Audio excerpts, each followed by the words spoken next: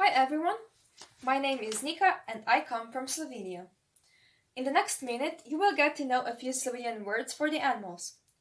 I tried to use the ones that are often mentioned in everyday life so that it would be more practical. Now, without a further ado, let's get to the words. Mačka is a word for a cat. I'll say it once again. Mačka. Kon means a horse.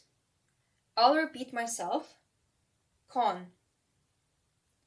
Thirdly, krava is a word for a cow. Once again, krava. Pes is a word for a dog.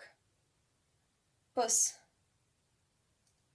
Zajec means a rabbit. Again, zajec. And lastly, but not leastly, sova means an owl. Once again, sova. Now, let's repeat it all over again. A cat is mačka. A horse is kon. A cow is krava. A dog is pes.